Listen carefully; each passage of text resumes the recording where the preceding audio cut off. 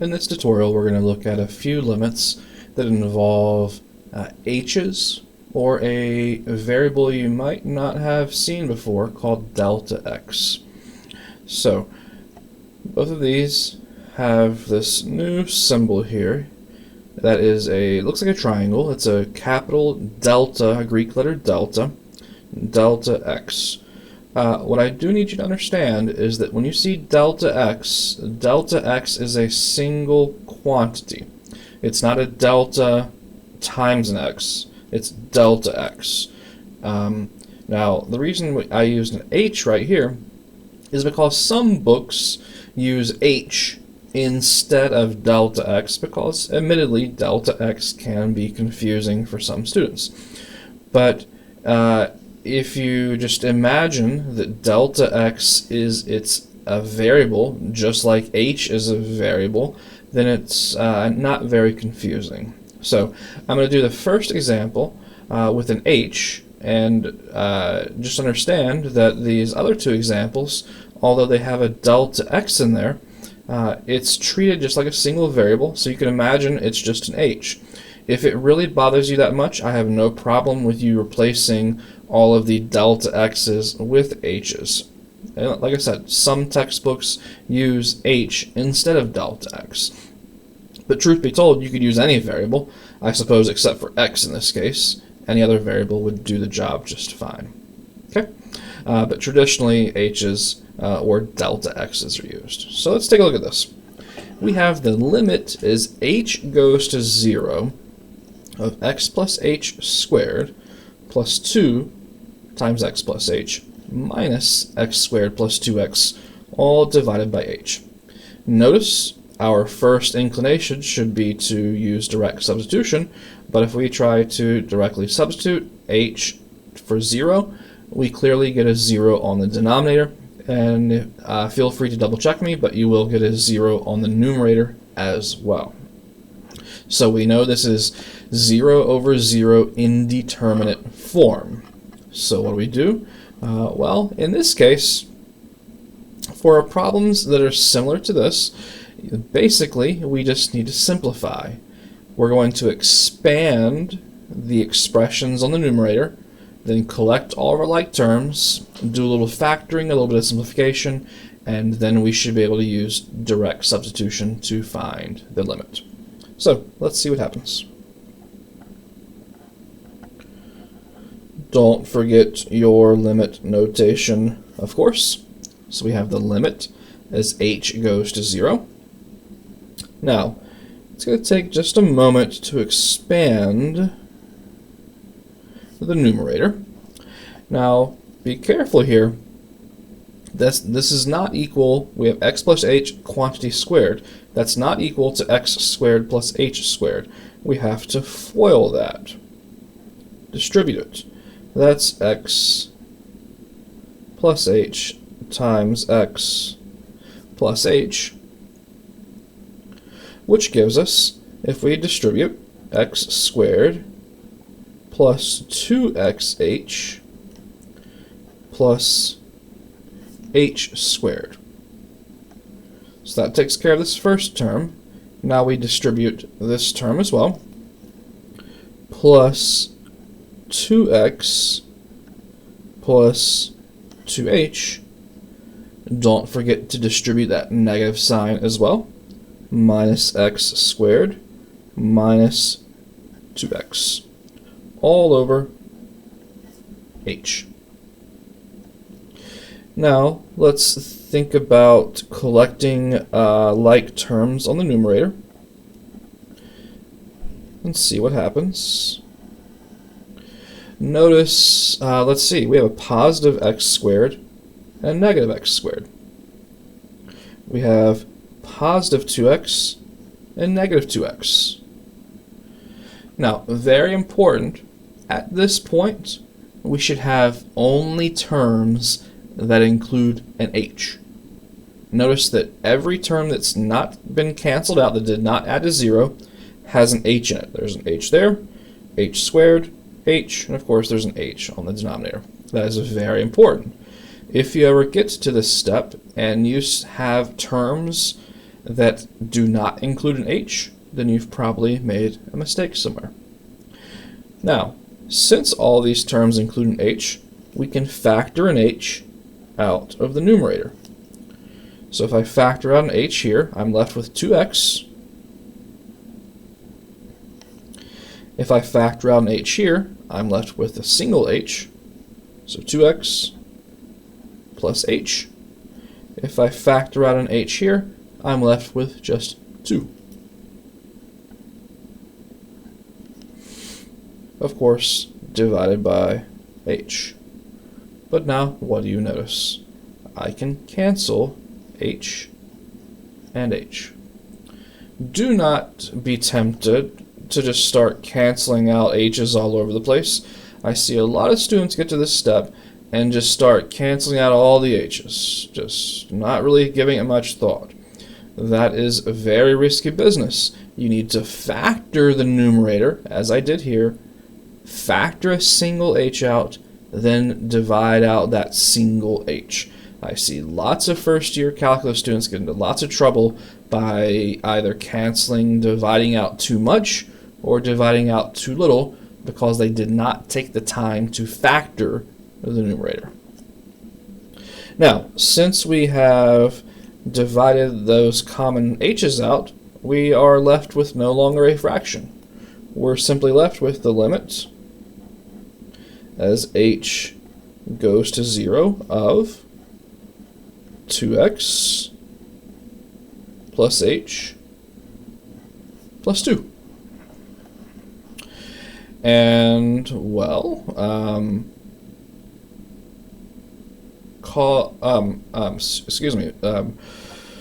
using direct substitution does not cause any problems now. There is no fraction to worry about causing division by 0, so we should be able to use direct substitution without any issue. Do be careful. We are taking the limit as h goes to 0, not as x goes to 0.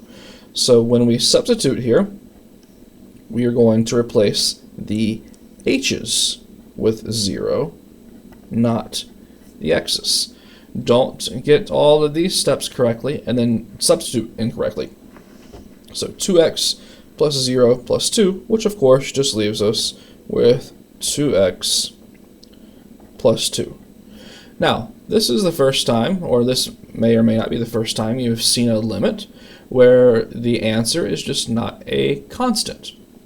Here, the answer is 2x plus 2, which is a variable expression. That is completely fine. That's what is to be expected when you're taking this type of limit. We'll learn all about this type of limit and what it signifies, what's the significance, what's the interpretation, all of that stuff in Chapter 3. Just a little hint for you, this is actually called a derivative, which is what we're going to spend a significant amount of time talking about after Chapter 2. For most of the class, we will talk about these things called derivatives, and we just calculated a derivative. Okay, so completely fine that our answer is a variable expression. In fact, for all of these, our answer will be a variable expression. Now, let's take a look at the second one. The second one happens to be a compound fraction, and we're working with delta x. Remember what I told you a few moments ago? Delta x needs to be treated like a single item, a single variable. If you have watched my other examples, you will have seen a strategy, or two different strategies, to deal with compound fractions. I am going to use the strategy of multiplying by the least common multiple of these two denominators. Well, there's not much to those denominators. It's just x and then x plus delta x. So what I am going to do here is multiply by a specialized version of 1, and that specialized version of 1 is going to be x times x plus delta x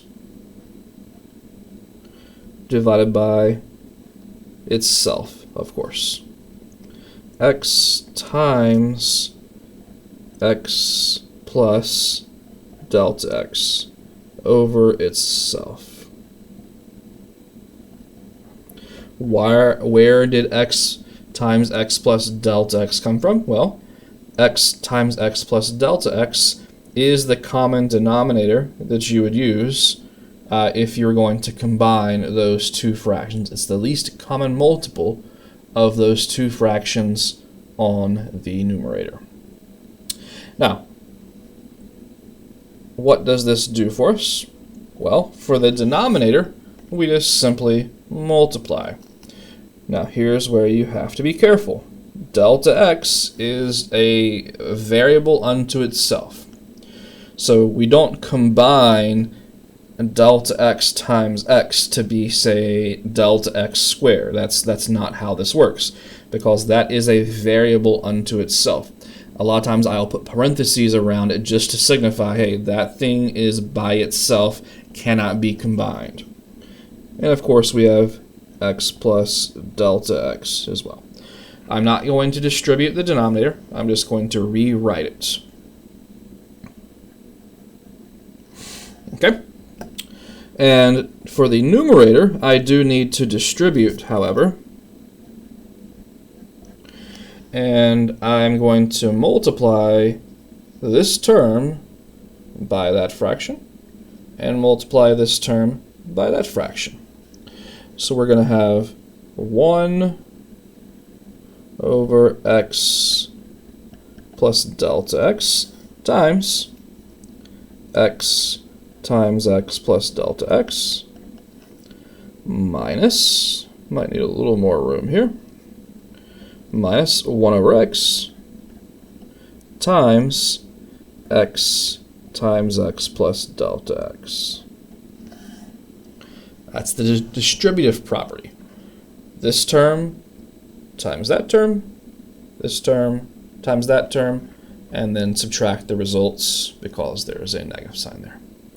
Now, why did I do all of that? I did it to eliminate the fractions. Notice I have that denominator cancels with that factor, leaving me with just an x right there. So let's go ahead and start simplifying this. The limit is delta x goes to 0. So I'm going to be left over with an x for this first term. And now for this term, I have an x on the denominator, x on the numerator. So I have minus, what's left over, x plus delta x in parentheses. Like so. And I haven't done anything with the denominator, so I'm just going to rewrite the denominator.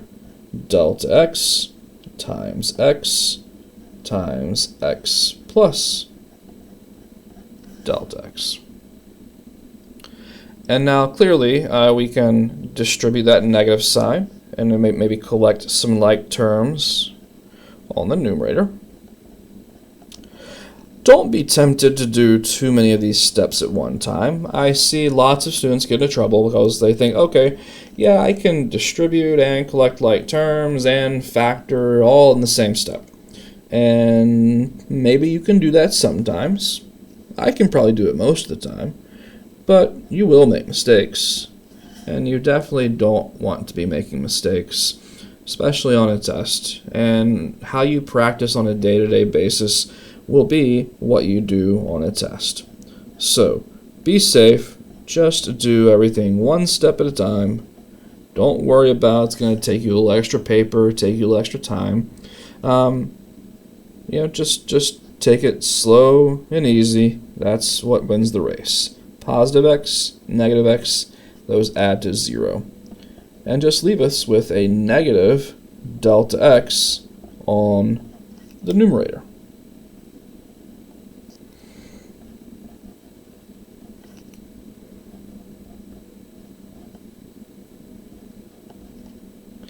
And what do you see?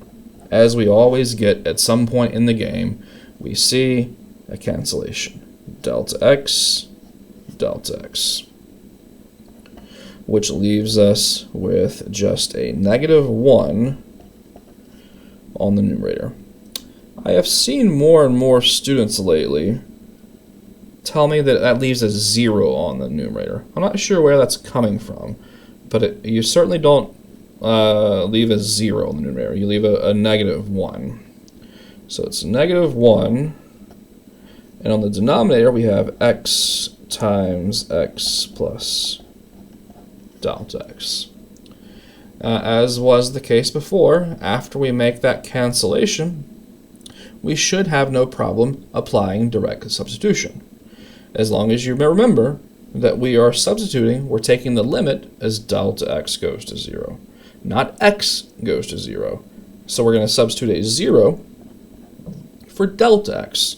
I'm going to stop the limit notation now because we are actually taking the limit, and we obtain -1 over x times x plus 0. In other words, we obtain -1 over x squared. -1 over x squared. Again, what we've actually done there is calculate something called a derivative. We'll learn much more about that in chapter 3.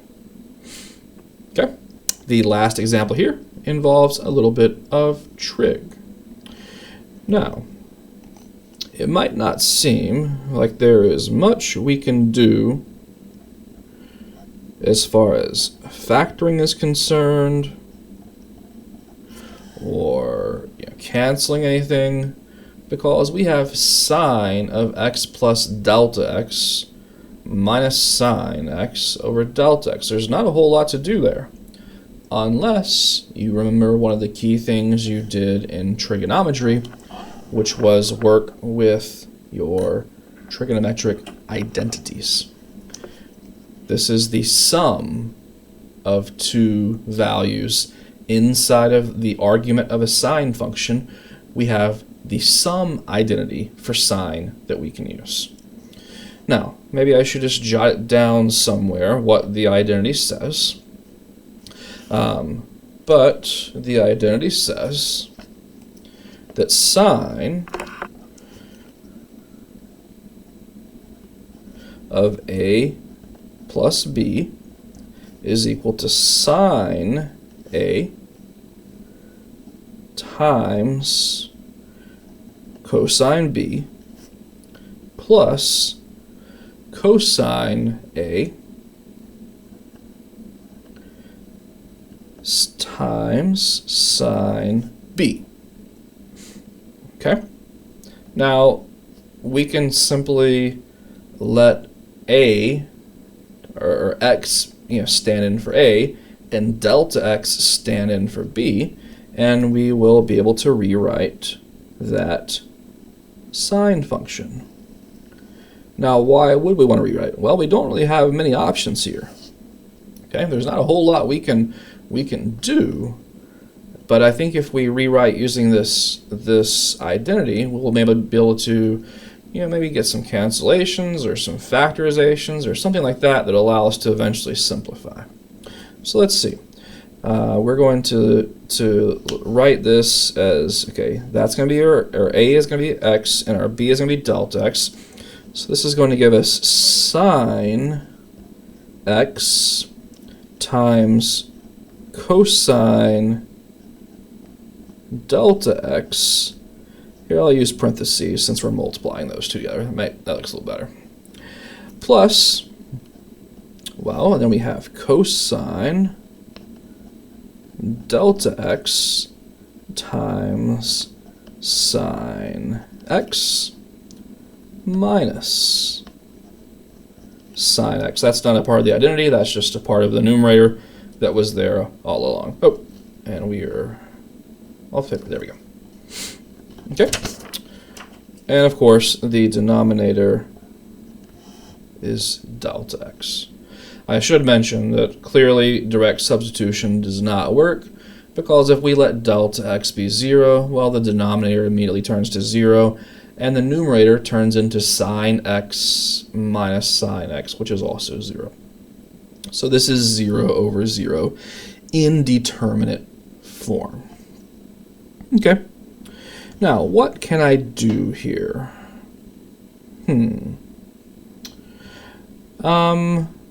I have a couple options, I suppose. I want to be able to group these terms. And if I group them appropriately, I should be able to then factor and apply some properties of limits to be able to solve this eventually. I don't really have too much to factor, except, oh, you know what I did wrong. I was about to try factoring, so I didn't have anything to do here. It's because I applied the identity wrong. I wrote the same thing twice. That's not correct. I was talking and not paying attention. It's the identity says it's sine A, cosine B, cosine A, sine B. So this would be an x, and this would be a delta x. There we go. That's much better. Okay. Now, there's not a whole lot of ambiguity what needs to happen, because if we're going to group this, there's only one grouping that will allow a factorization. And that is if we group this negative sine x with this first term, this product, because then we can factor it. So I'm just going to rearrange the numerator, is all I'm doing here. Limit as delta x goes to 0. So we're going to have sine x times cosine delta x. I'm just going to move this sine x over here, minus sine x, and I'm just going to group those like so. Plus cosine x times sine delta x all over delta x. Now, the reason I group these is that we're now going to factor. We're going to factor out the common term, which is sine. So we get the limit as delta x goes to 0.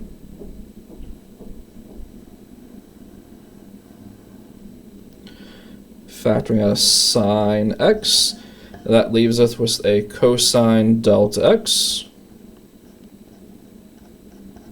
minus, what's left over there? A 1. Plus cosine x times sine delta x. Oh, nothing really to do there. Just leave it alone. Okay. Now here is where some properties of limits come into play that we have not used, at least thus far on these examples. Now the property of limits that I need to use is this. Is the limit property that says the limit as x approaches c of f of x plus g of x. So you have two functions that are added together and you're taking the limit. That is going to be equal to the limit of the individual functions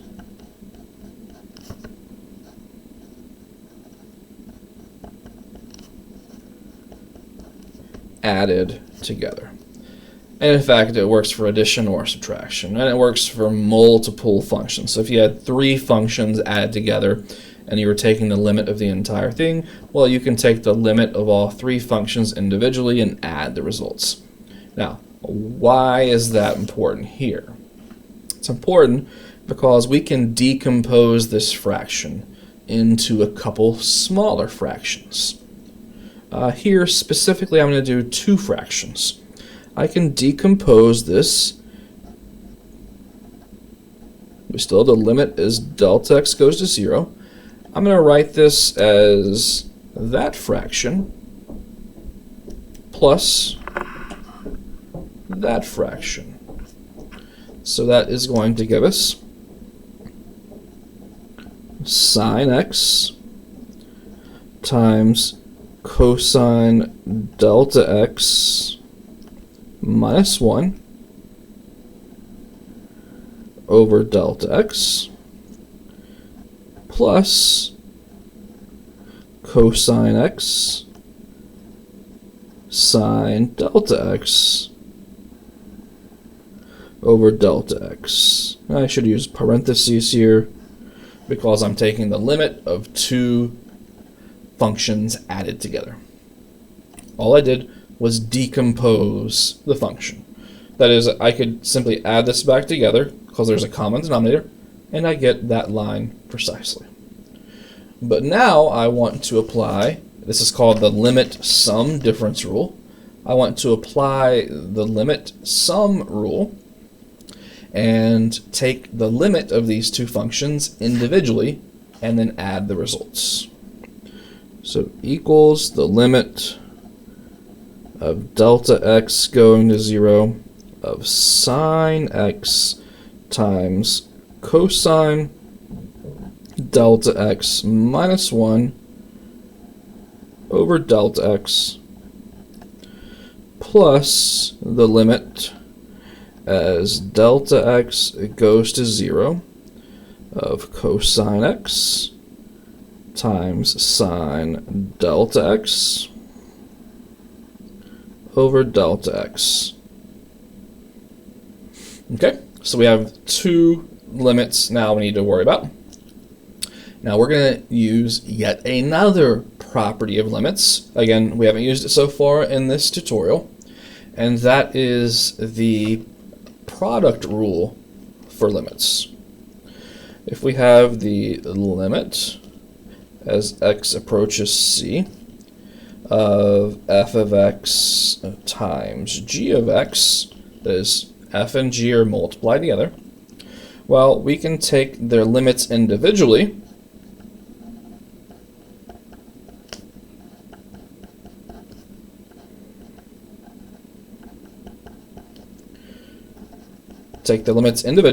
and multiply the results. So it's analogous here to the sum rule. As we were taking the sum of two functions, we can take the sum of the limits. So I guess the saying is that the limit of the sum is the sum of the limits. Or here, the limit of the product is equal to the product of the two limits. Now, of course, both of these assume that the limits exist. So we have to assume that the limit that these two individual limits exist. Okay, so that is a key prerequisite here. But that's not going to be a problem for us in this particular problem. So here, notice, why am I talking about that product rule? Well, here I have the product of a couple functions. Now, right now, everything's multiplied together, but I can break it apart. So I can say this first function is the limit as delta x goes to 0. I could say this is sine x, here I'll put it in parentheses, times cosine delta x minus 1 over delta x. So I haven't broken apart the limit yet. I'm just showing where the multiplication is. This times this gives you this precisely. Likewise over here, so I'm not going to break the limit apart yet. I'm just going to show you the multiplication. I can rewrite this as cosine x times sine delta x over delta x. Now that we have clear products, we can use the product rule of limits that says we can take the limit of these two terms individually. So I can rewrite this as the limit as delta x goes to 0 of sine x times the limit as delta x goes to 0 of cosine delta x minus 1 over delta x plus, now I'm going to take the limit of these two factors individually, limit as delta x goes to 0 of cosine x times the limit as delta x goes to 0 of sine delta x over delta x. Now, we've made this thing get bigger and bigger, so now that we have 4 limits to work with instead of the original 1 limit, but I think we have 4 easy limits to work with. So let's look at the first one. Sine x is continuous for all real numbers. Okay. Notice, though, we don't have to worry about that. This is sine x. We're taking the limit as delta x goes to 0. That is, if we were going to use substitution, we would substitute for delta x. We're not substituting in for x, therefore we can treat this like a constant function. This function sine x is constant in regard to the variable delta x, because this is not a function of delta x. So this first limit simply equals sine x. Okay? Now,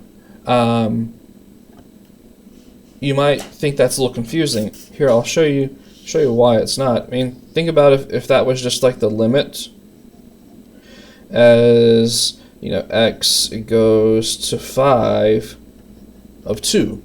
Well, 2 is a constant function.